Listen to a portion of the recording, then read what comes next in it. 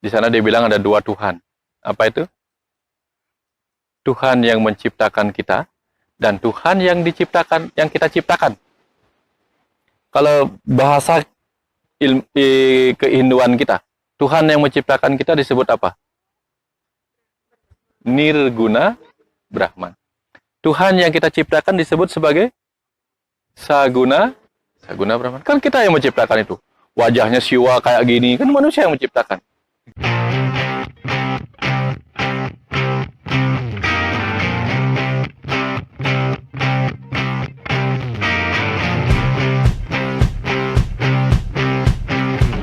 Meboye bukanlah kesalahan. Sikap Meboye juga tidak usah terlalu dipermasalahkan.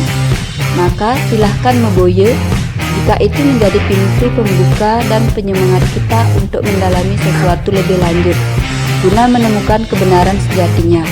Tetapi jangan pernah Meboye jika Anda tidak mempunyai ulasan dan alasan yang lebih logis untuk tidak mempercayai isi konten video ini. Ini adalah video tentang opini, analisa, dan sudut pandang yang kemungkinan bisa sama atau bahkan jauh berbeda dari apa yang Anda pikirkan. Maka, hargai perbedaan dan silahkan tulis sudut pandang Anda di kolom komentar. Oke, Om Swastiastu. Hari ini kita bersama dengan para mahasiswa filsafat Hindu Indonesia.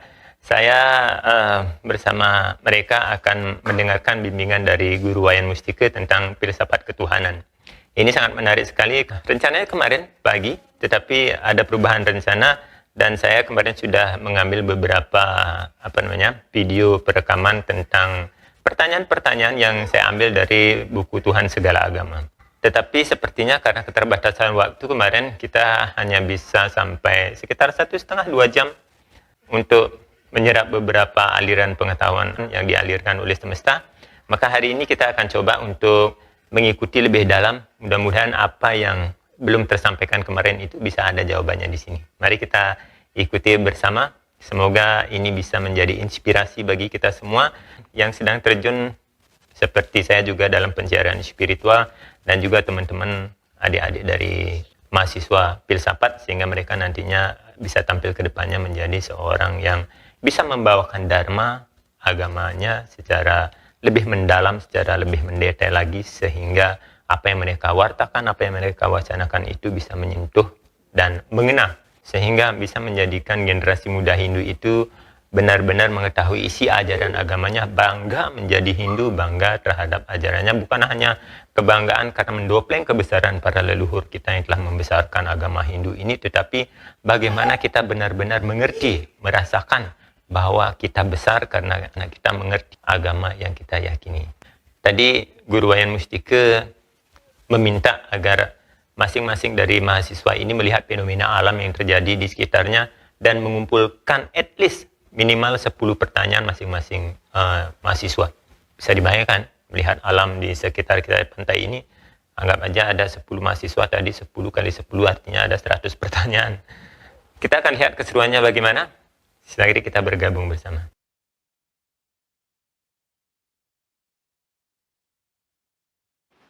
Sederhana, tapi kalau itu saja dikupas, itu bisa seminggu. Jadi sesungguhnya, saya tahu yang lain juga punya banyak pertanyaan. Bagus-bagus.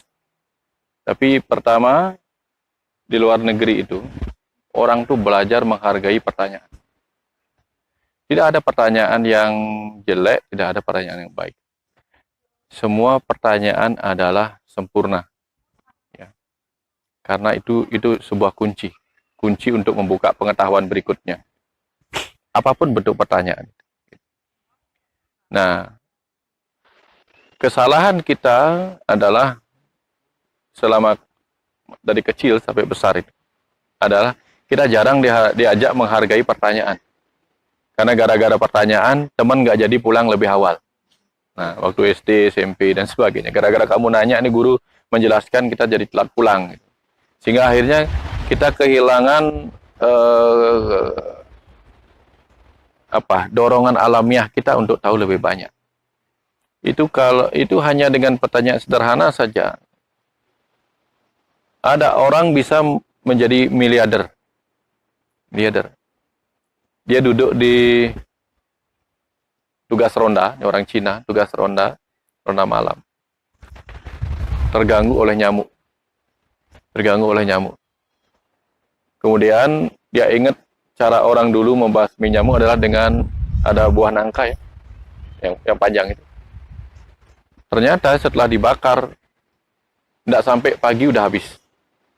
Lalu dia merenung bagaimana caranya menciptakan alat ini untuk menjadi sampai pagi. Tapi ringkas, lalu dibuat melingkar. Jadilah bahan bakar obat nyamuk bakar yang ringkas tapi bisa bertahan lama. Dan itu membuat dia menjadi zaman itu jutawan. Nah, apa artinya? Setiap pertanyaan itu kalau ditelusuri sangat-sangat berharga. Contoh misalnya, kenapa orang suka ke pantai berbikini? Apakah di rumahnya mereka juga berjemur tidak pakai bikini juga? Ya, di Australia. Saya pernah lewat di depan rumah orang, bulenya berbikini juga, jemuran di rumahnya, di daerah pegunungan. Nah, ada orang yang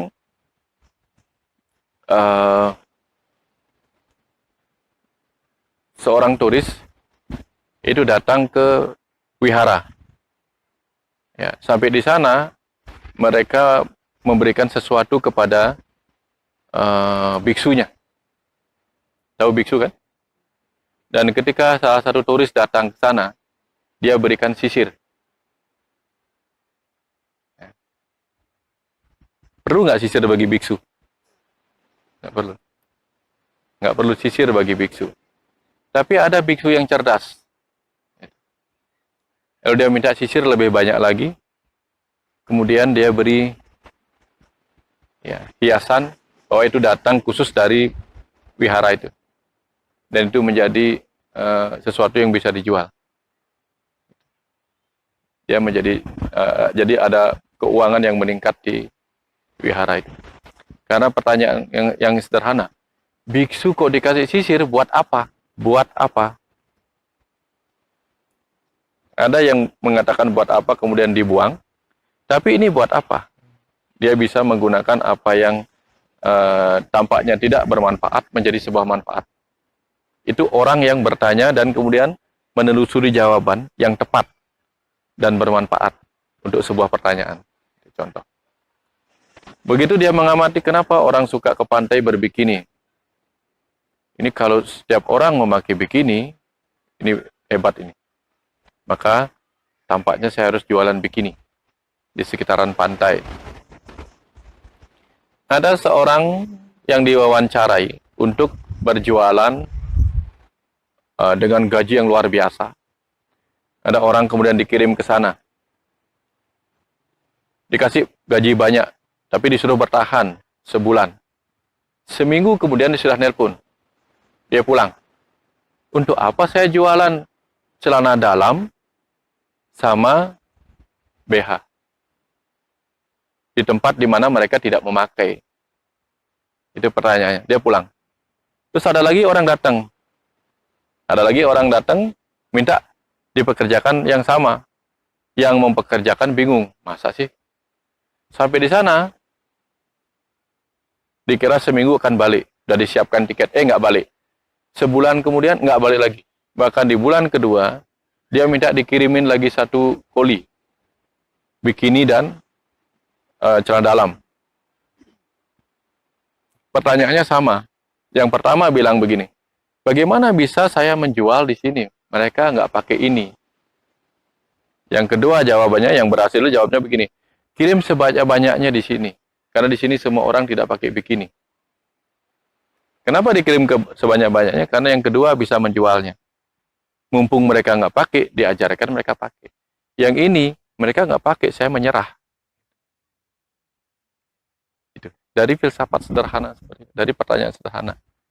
Bagaimana kita mengupas itu menjadi jawaban, kemudian memotivasi diri kita.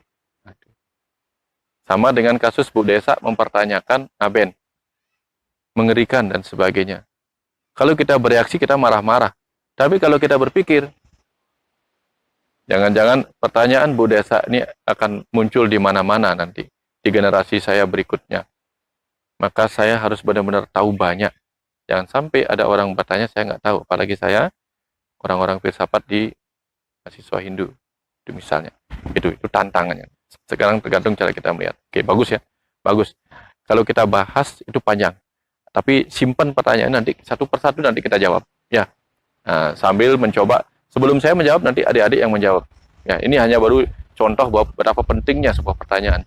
Sesederhana apapun yang kita kira. Ya, ya. Nah, adik sekarang tanyanya apa? Nanti nyambungnya ke sini.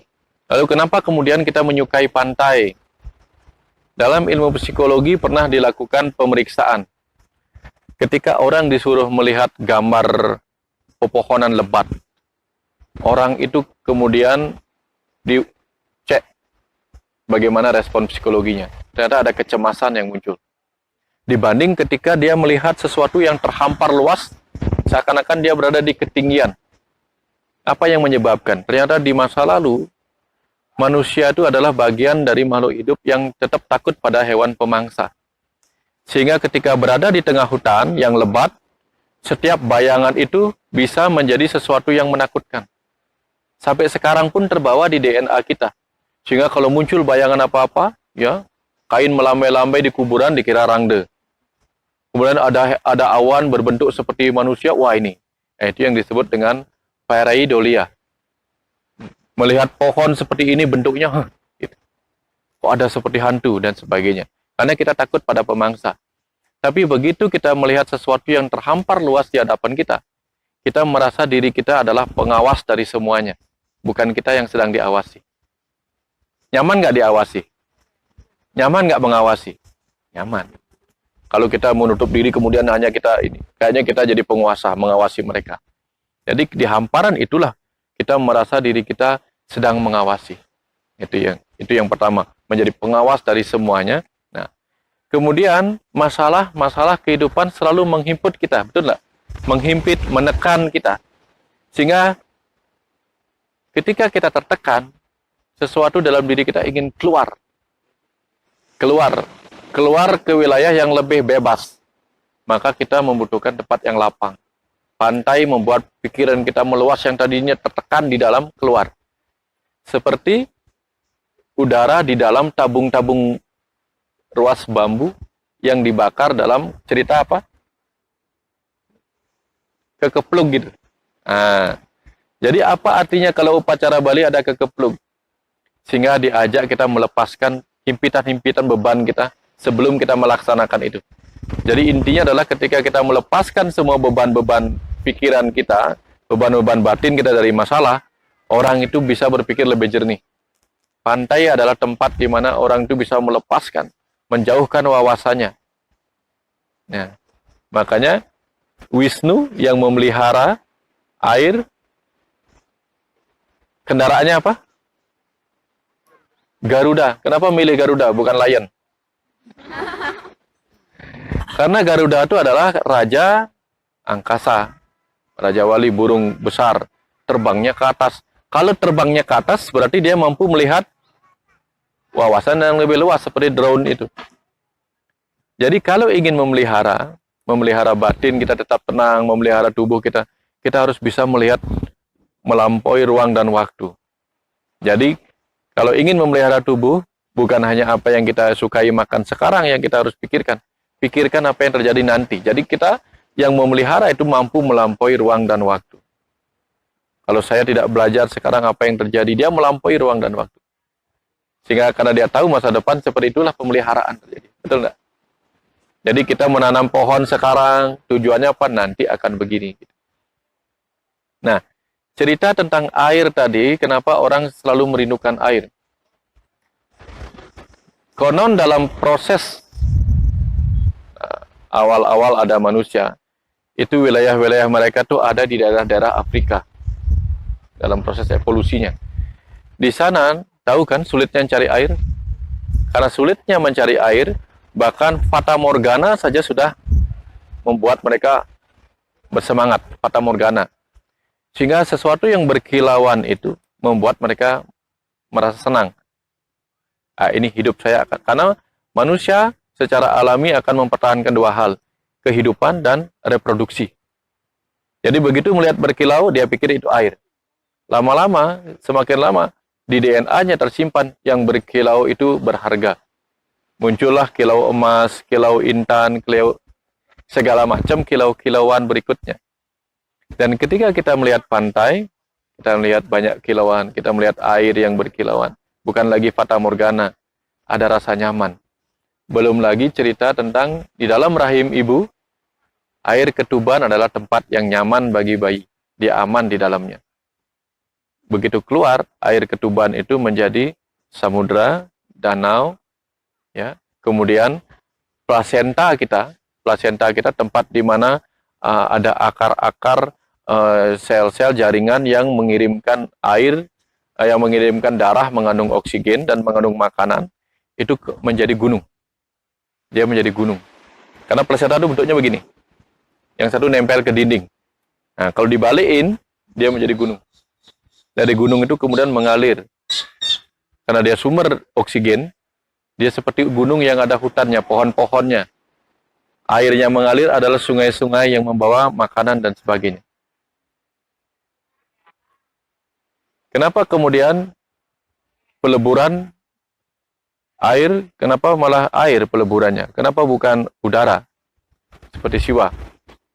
Karena peleburan bukan hanya tentang melebur lalu lenyap, tapi menjadi siklus.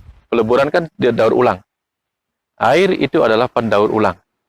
Banyak pohon-pohon menjatuhkan humusnya, dilebur daun-daunnya menjadi pupuk, mengandung potasium, mengandung segala macam, kemudian dibawalah oleh danau, melalui sungai menjadi keruh, menyuburkan sepanjang ini. Sepanjang perjalanannya menuju samudera. Nah, sehingga air itu memelihara dengan hasil peleburan itu. Hasil peleburan. Nah, setelah kita melebur tubuh kita lempar ke laut, air itu sudah kita ketahui adalah pelarut yang paling bagus sebenarnya. Jadi ketika sudah terlarut, semuanya lenyap. Ya, semuanya lenyap. Nah itulah fungsi cerita-cerita tentang itu.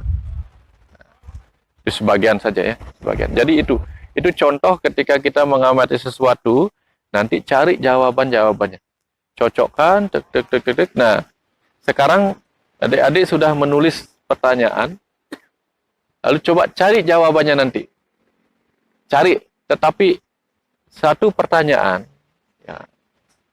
Kalau yang kurang, cari yang 10 ya. Kurang ya. Yang masih kurang, cari lagi sampai 10. Lalu temukan sendiri jawabannya.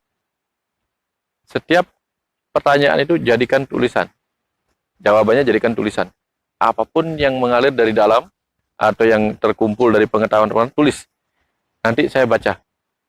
Nah, dari situ saya tahu, oh, ya, nanti baru saya lengkapin atau perlu tambahin, atau kita sama-sama lengkapin.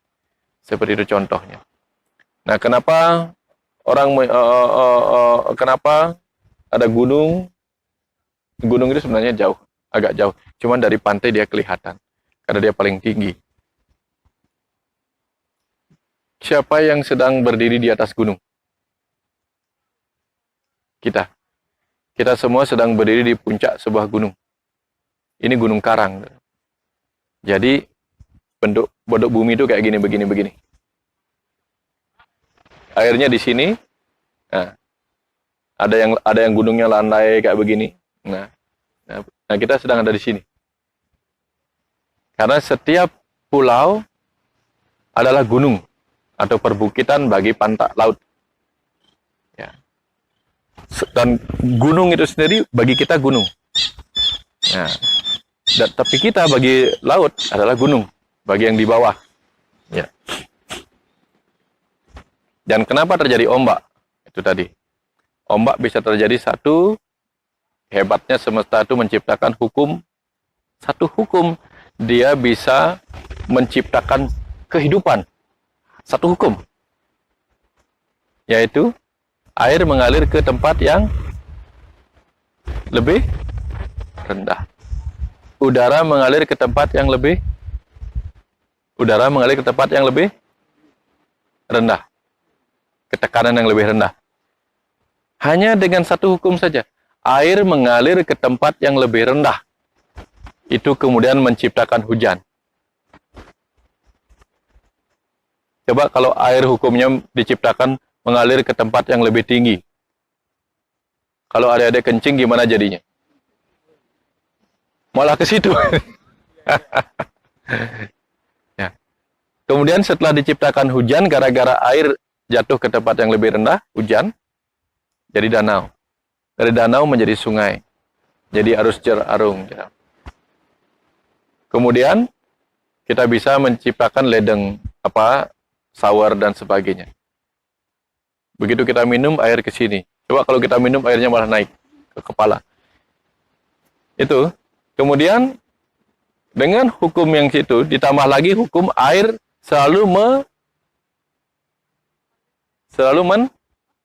kalau air selalu mendatar. Air akan selalu mendatar. Tetapi karena tarikan-tarikan gravitasi menyebabkan air di bumi yang bulatnya menjadi begini, itu yang membuat dia bergerak.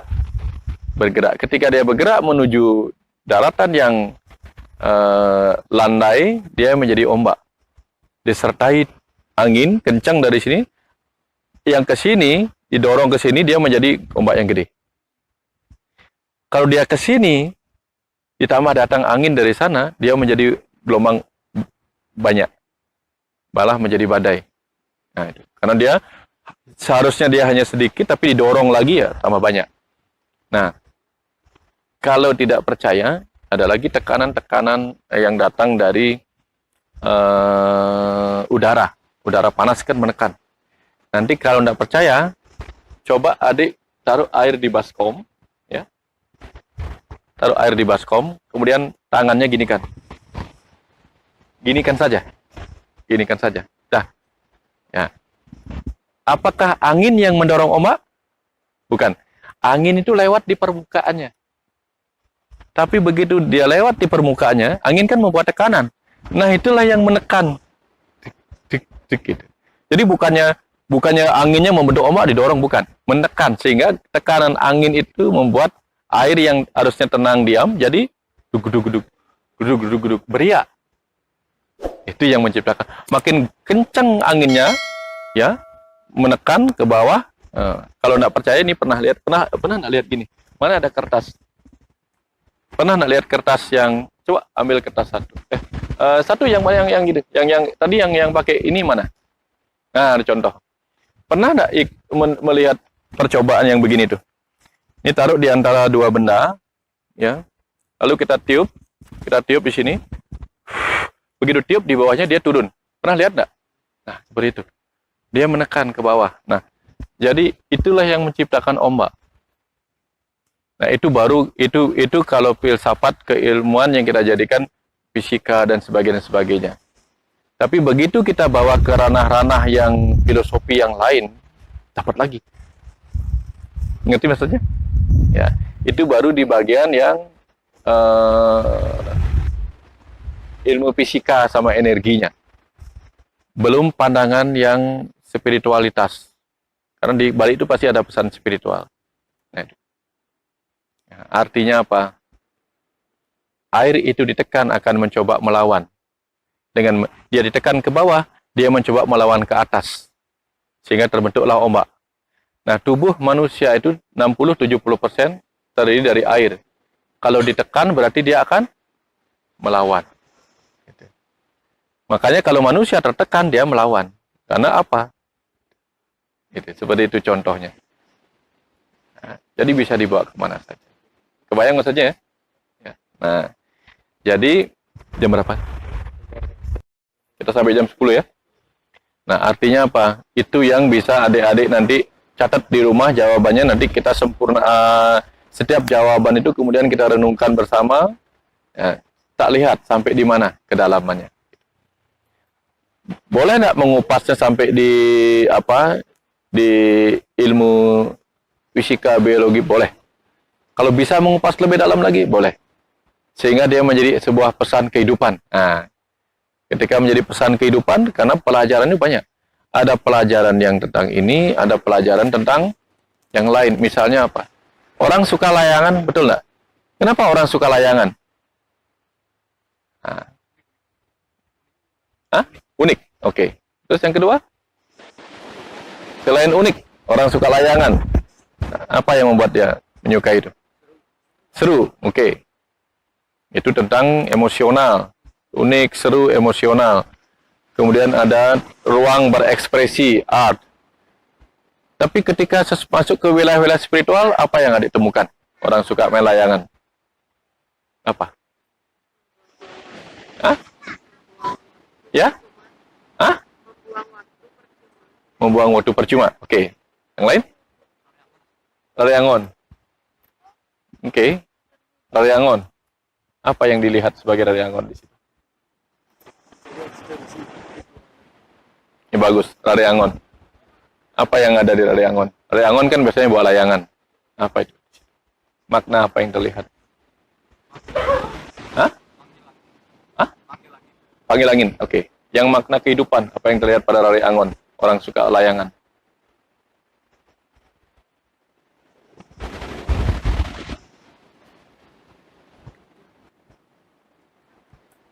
Siapa lari angon dalam diri kita?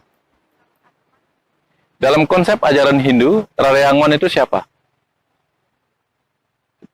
Dapat mereka? Enggak. Dapat kisah lari angon enggak? Oh, belum. Lari angon itu kan Siwa yang turun ke bumi. Menjadi gembala. Ya. Jadi kalau di kehidupan, di upacara dia menjadi pemangku. Juru pemangku. Lari angon itu gembala. Gembala bagi umat. Kalau di Kristen dia menjadi gembala umat. Di ajaran Krishna dia menjadi Gopala. Kalau kita di Siwa disebutnya lari angon. Di dalam diri kita, siapakah Siwa yang turun sebagai lari angon? Siapa? Siapa dalam diri kita Siwa yang turun ke lari angon? Yang kira-kira mirip dengan Siwa dalam diri kita siapa? Belum tahu ya? Yang mirip-mirip dengan Brahman dalam diri kita siapa? Hah? Atman. Yang mirip-mirip Siwa dalam diri kita siapa? Jiwa. Siwa, jiwa, Brahma, Paramatman, Atman. Nah, jadi jiwa kita ini seharusnya menjadi gembala. Gembala bagi tubuh dan pikiran. Dan sifat-sifat hewan dalam diri kita. Lalu, yang juga nggak tahu, sampai suatu ketika tuh, saya nggak suka melayangan. Sampai suatu ketika, di rumah ada pemangku yang suka melayangan. Mengamati. Oh, oke. Jadi seorang pemangku itu harus belajar menjadi lari angon. Lari angon itu kan yang main layangan itu kan tahu kapan nyiatin, kapan ngulur, kapan narik. Kalau tidak ada angin, diulur enggak? Tambah jatuh. Tidak ada angin, diulur jatuh. Ya. Kalau anginnya kencang, diulur enggak? Kalau diulur terus apa yang terjadi pada saat angin kencang? Terbang malah jauh, lepas. Ya. Tapi kalau dia jatuh, apa yang dilakukan? Diulur apa ditarik? Ditarik. Ketika tidak ada angin dan dia turun, ditarik. Begitu anginnya kencang, diulur sedikit, tapi nggak penuh. Karena kalau penuh, bisa terbang, hilang sapsa gini-gini. Artinya apa? Manusia harus bisa mengendalikan sifat-sifatnya. Kapan dia mengulur dirinya, panca inderanya, kapan dia menghentikan panca inderanya. Itu tugas dari jiwa kita sebagai lari angon itu. Kalau kita kehilangan semangat seperti layangan kehilangan angin, harus mampu ditarik, dibangkitkan. Semangat itu. Gitu.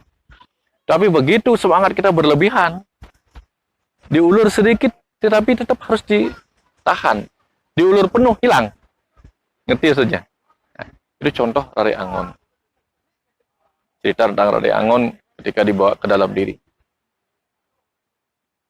Tadi ceritanya kemana ya tentang lari angon ya? Kenapa bisa lari angon jawabannya? Saya lupa tadi. Kita ngomong apa ya? Oh ya, kenapa orang suka layang-layang? Ya, layang-layang itu kerinduan manusia akan kebebasan. Ya, kerinduan manusia akan ada di sana. Sehingga dia menjelmakan dirinya sebagai layang-layang itu. Ada di sana. Jadi kita rindu untuk berada di wawasan yang tinggi, dan mengalami kebebasan, betul nggak? Itu panggilan jiwa kita semua. Sehingga dengan panggilan jiwa kita yang ingin kebebasan, ingin memiliki wawasan yang luas, mengetahui segala hal, itulah kerinduan jiwa kita untuk pulang kepada kesadarannya yang lebih luas, lebih dalam. Kebayang ya? Nah, supaya kita bisa seperti layang-layang itu, jadikan diri kita lari angon. Jadikan jiwa kita lari angon yang mampu mengendalikan, menggembalakan sifat-sifat hewan atau animal mind atau buta dalam diri kita. Nah itu. Panca indera, contoh. Kebayang ya? Nah, saya kasih bayangan-bayangan sedikit nanti supaya pas nulis itu bisa bawa kemana saja. Nah, ada yang ingin menyampaikan jawaban tentang pertanyaan teman-teman lagi? Ada? Silakan. Ya silakan. Tuhan. Ada yang bilang begitu. Nonton film Pique. Saya pernah mengupas film Pique dari sudut yang berbeda, kedalaman. Di sana dia bilang ada dua Tuhan. Apa itu? Tuhan yang menciptakan kita dan Tuhan yang diciptakan, yang kita ciptakan. Kalau bahasa kehinduan kita, Tuhan yang menciptakan kita disebut apa? Nirguna Brahman. Tuhan yang kita ciptakan disebut sebagai Saguna Brahman. Kan kita yang menciptakan itu. Wajahnya siwa kayak gini, kan manusia yang menciptakan. Gitu. Begitu diminta, tolong gambarkan Nirguna Brahman, langsung bingung. Tapi begitu Saguna Brahman, Siwa, Wisnu, Krishna, semua orang bisa. Nah, maka cerita seperti tadi itu. Tuhan itu seperti apa yang kita pikirkan. Dan sayangnya, orang-orang bertengkar gara-gara menyatakan, mengklaim bahwa apa yang dia pikirkan itulah yang benar. Ya. Ada yang memiliki jawaban tentang itu? Yang sama ya, pertanyaan yang sama. Ada belum? Oke. Saya cerita sekarang. Purusa. Pernah dengar purusa? Purusa itu poros. Bentuknya 1 apa 0? Kalau poros, bentuknya 1 apa 0? 1. Nah, kalau orang Bali bikin rumah itu ada purus namanya. Dia masuk ke lubang. Makanya laki-laki itu purusnya begini. Masuk ke lubang, wanita itu lubang 0-nya. Sempurnanya adalah 1 sama 0. Betul nggak? Nah, jadi karena dia purusa, poros, 1, dia mengisi ruang kosong. Karena dia mengisi ruang kosong, disebutlah dia meresap kemana-mana. Kenapa disebut meresap kemana-mana? Karena semuanya adalah ruang kosong. Betul. Setiap butir pasir ini dibentuk oleh berapa banyak atom.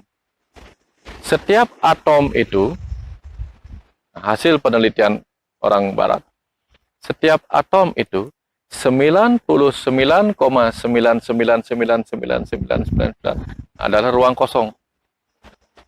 Ya. Setiap atom itu 99,99999 ruang kosong. Hanya 0,0000001% adalah materi.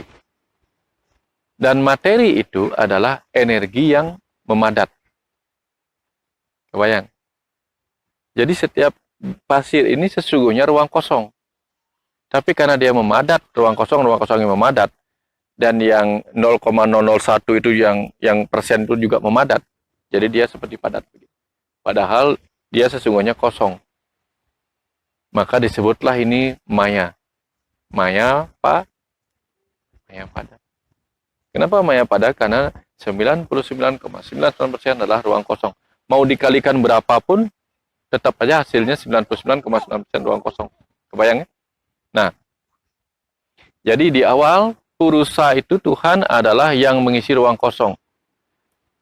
Ketika yang menulis buku Tuhan Segala Agama, dijelaskan di situ bahwa akulah kecerdasan semesta tak terbatas. Nah, tulis sekarang. Akulah kecerdasan semesta tak terbatas yang mengisi ruang kosong itu. Kalau adik-adik misalnya ditanya, Tuhan itu siapa kalau menurut Hindu? Siapa? Kalau menurut Hindu Tuhan itu apa? Hah? Ida Sang Hyang Widi. Kalau dia berwujud saguna, Brahma Wisnu Siwa, itu laki-laki apa perempuan? Harusnya tidak laki-laki, tidak perempuan. Tapi Brahma Wisnu Siwa laki-laki apa perempuan? Nah, berarti dia Tuhan apa tidak? Nah, kan kebingungan kita ada di sana kan? Nah, bagaimana kita menjelaskan kemudian? Kalau kita katakan dia tidak laki-laki, tidak perempuan, kita memuja Siwa, Brahma, Wisnu sebagai manifestasinya Tuhan. Nanti kita cerita. Nah, di alam semesta tak terbatas ini, di awal penciptaan itu, kita kan hari ini tentang penciptaan dan kehidupan. Ada yang mengisi seluruh kekosongan ini. Dia tak berwujud, yang menyebut dirinya sebagai kecerdasan semesta tak terbatas. Kalau seorang penyanyi ingin disebut penyanyi, apa yang harus dia lakukan? Melukis, jualan, atau menciptakan lagu, menyanyi. Kalau seorang nelayan disebut jago memancing, apa yang harus dia tunjukkan? Kan ikan yang dia dapatkan. Kalau sang pencipta harus menunjukkan itu, apa yang harus dia lakukan? Apa? Kalau sang pencipta ingin dibuktikan kemampuannya, apa yang dilakukan? Menciptakan. Maka seseorang itu apapun yang dia dikatakan, maka dia harus menunjukkan kemampuannya. Betul nggak? Ya. Jadi sang kecerdasan semesta tak terbatas, yang disebut pengisi ruang kosong atau purusa atau nirguna, berwujud nggak kecerdasan itu? Berwujud depan nggak? Kecerdasan berwujud depan nggak? Maka disebut nirguna. Kecerdasan itu laki-laki apa perempuan? Oke. Apakah kecerdasan basah oleh air, kering oleh angin, terlukai oleh senjata? Makanya dia menyebut dirinya sebagai akulah kecerdasan semesta tak terbatas. Apakah kecerdasan ada di mana-mana? Iya. Nanti kalau sudah mendalam, bahkan melihat ini pun kita tahu. Ini kenapa warnanya coklat? Nanti kita lihat. Nah, karena dia menunjukkan kemampuannya. Nah ini ya. Ini kecerdasan. Ini kecerdasan. Tidak ada ya? Dia tidak ada. Lalu dia menunjukkan kemampuannya. Ketika dia menunjukkan kemampuannya melakukan usaha untuk penciptaan, pemeliharaan, peleburan, kemampuan melakukan usaha disebut dengan kemampuan melakukan usaha sama dengan kerja. Kemampuan melakukan usaha sama dengan ada? Saya lupa ya, SMA, SMP ya. Energi adalah kemampuan melakukan usaha. Ya kan? Nah, oke. Jadi dari kecerdasan semesta yang nirguna, kemudian menunjukkan kemampuannya melakukan usaha. Udah kebayang? Ketika dia menunjukkan kemampuan melakukan usaha, maka dia menjadi energi. Energi yang bisa dilihat namanya energi apa? Energi yang bisa dilihat adalah energi yang bisa dilihat. Energi apa yang bisa dilihat? Kalau adik-adik melihat karena ada apa? Hah? Kita bisa melihat karena ada apa? Hah? Apa? Kalau malam-malam bisa melihat. Jadi kita bisa melihat karena ada cahaya. Cahaya. Maka energi yang bisa dilihat menjadi energi cahaya. Cahaya bahasa Sanskertanya div. Div menjadi de. Makanya energi Tuhan yang bisa dilihat adalah dewa. Kalau energi cahaya berwarna merah disebutnya cahaya merah, disebut Dewa Brahma. Kalau warnanya putih disebut, kalau warnanya kuning disebut, itulah dia. Sehingga dari situ baru kita bisa melihat Tuhan yang dimanifestasikan sebagai dewa-dewa karena energi-energi. Di dalam diri dia menjadi nur. Nur Afni Octavia. Nur apa? Nurani. Jadi kalau ingin mendapatkan cahaya pengetahuan dari jiwa, dari Tuhan kita, hubungi hati nurani. Karena ada cahayanya. Ya. Siti Nurhalisah. Kemudian energi yang bisa didengar namanya energi suara. Energi suara. Di awal penciptaan, energi suara yang terus bergema sampai hari ini terdengar seperti suara apa? Oh. Coba duduk, pejamkan mata, sebentar ya. Nanti pejamkan mata, biarkan. Tapi lihat saya, pejamkan mata, kemudian suara ombak itu begini kan. Dekatkan, jauhkan dari telinga. Apa yang terdengar? Coba lakukan sekarang. Tangannya gini kan. Keluarkan, masukkan pelan-pelan. Terdengar suara apa? Gaung. Gaung apa suaranya? Apa hi gitu? Bukan. Oh, gitu kan? Suara ombak. Suara ombak itu adalah suara yang menggemakan alam semesta itu. Sehingga kenapa orang menyukai di pantai? Suara ombak itu mengharmoniskan. Di dalam rahim ibu, suara itu adalah suara hembusan napas, aliran darah di plasenta, suara detak jantung ibu. Itu yang menenangkan. Sehingga ke pantai itu suara itu yang menenangkan. Kecuali lagi ada tsunami, malah menakutkan. Artinya apa? Kalau suami kan bu gitu. Sama. Di dalam tubuh ibu yang hamil, ketika ibunya kecemasan, ketakutan, dan sebagainya, jantungnya berdetak kencang, bayi juga nggak nyaman. Sama dengan itu. Ngerti ya? Sekarang kenapa orang menyukai pantai itu. Sekarang energi. Sudah sampai sana? Tuhan yang tak berwujud menjadi energi. Atau prana. Dah. Lalu dari mana datangnya materi alam semesta? Oke.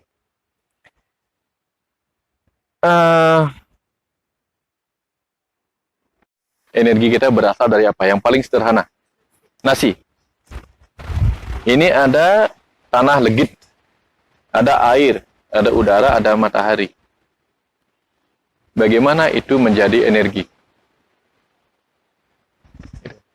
Bagaimana itu menjadi energi? Karena tumbuh-tumbuhan melakukan dengan warna hijaunya, melakukan apa namanya? Fotosintesa. Fotosintesa dari apa? Foto itu apa? Cahaya. Jadi cahaya diubah menjadi energi cahaya diubah menjadi makanan. Ya kan? Kan energi cahaya. Bisa enggak tumbuh-tumbuhan tanpa cahaya? Karena menjadi cahaya, berarti cahaya itu memadat menjadi nasi, menjadi segala macam. Jadi cahaya itu energi. Begitu jadi makanan, dia memadat. Maka memadat itu artinya memampat dari energi menjadilah materi. Jadi energi yang memadat menjadi materi. Yang paling kecil, adik-adik tahu materi yang paling kecil itu apa? Atom. Lebih kecil dari itu. Atom terdiri dari elektron, proton, neutron. Di tengah-tengahnya adalah neutron dengan proton. Kalau itu dipecah, dipisahkan yang memadat itu, keluar dah energinya. Jadinya apa? Bom atom. Karena dia memadat, dipecahkan, maka terjadi energi yang besar, keluar energi atom. Wah, ledakan tinggi. Jadi atom adalah energi yang memadat. Ketika energi memadat menjadi atom, ya, menjadi atom, lalu atom itu berkumpul menjadi molekul. Terkumpul terus-menerus menjadi ya benda-benda ini. Ini semuanya atom. Berarti ketika energi memadat menjadi atom disebutlah matter. Matter itu materi atau matter mother. Mother itu ibu. Ibu pradana. Makanya orang Bali diajarkan Tuhan itu Purusa dan Pradana. Itu. Kebayang sampai situ? Jadi ketika dia menjadi pradana, apa yang kita lihat inilah pradana. Hewan, tumbuh-tumbuhan, apa yang kita lihat nyata ini, ketika dia lihat nyata, karena dia memantulkan energi lagi, energi cahaya ke mata kita lihat nyata. Jadi alam semesta ini yang tadi kita sebut kumpulan atom-atom yang begitu banyaknya ini adalah pemadatan dari energi. Energi itu apa? Kemampuan dari sang kecerdasan. Jadi Tuhan itu kecerdasan, lalu energi, lalu materi. Betul tidak? Maka seluruh ini adalah Tuhan. Kebayang? Jadi alam ini adalah itu. Uraiannya di situ. Kebayang? Nah, jadi kalau kita ingin mewujudkan Tuhan orang Bali, materinya dibentuk menjadi pelinggih. Mau patung, pelinggih. Energinya didapatkan dari semesta dengan pancadatu. Kecerdasannya disatukan ke dalam itu dengan mantra. Gitu. Jadi di dalam pelinggih ada mantra, ada pancadatu, energi, kemudian ada materinya. Untuk mendapatkan energi itu, dipakailah antena. Namanya apa? Antenanya apa? Orti namanya. Pernah dengar? Yang di puncak ini ada orti. Cuma antenanya. Nah, semacam itu. Ya. Nah, jadi itu konsep orang Bali itu ilmiah. Gitu. Kenapa harus memujanya kepada pelinggih yang ada materi, ada energi, ada mantra? Karena kita yang mau ngecas ke pelinggih itu sama. Tubuh kita materi, pikiran kita ada di dalam diri kita ada energi, dan jiwa kita adalah kecerdasan itu. Sehingga kalau ngecas kan harus sama. Masa ngecasnya ke stop kontak yang colokannya 3, tapi kita punyanya 2, nyambung nggak? Nggak nyambung, harus sama. Colokannya harus sama, tapi kalau tempat kita colokkan tidak ada aliran listrik, bisa nggak ngecas? Nggak bisa. Nah, jadi alam semesta kecil mencolokkan dirinya ya dengan alam semesta besar lewat colokan berupa pelinggih gitu. Jadi kita ngecas di situ. Gitu. Kalau enggak ngecasnya di situ, ngecasnya di sini. Langsung terhubung dengan suara alam semesta di pantai. Ya kira sampai di situ dulu ya. Itu saja. Adik renungkan lagi di rumah. Sudah jam 10. Gitu.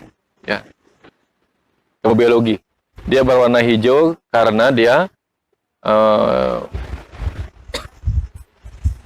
menyerap cahaya matahari. Selain warna itu, dia pantulkan warna hijau. Merah sama biru dia tarik. Hijaunya dia lepaskan.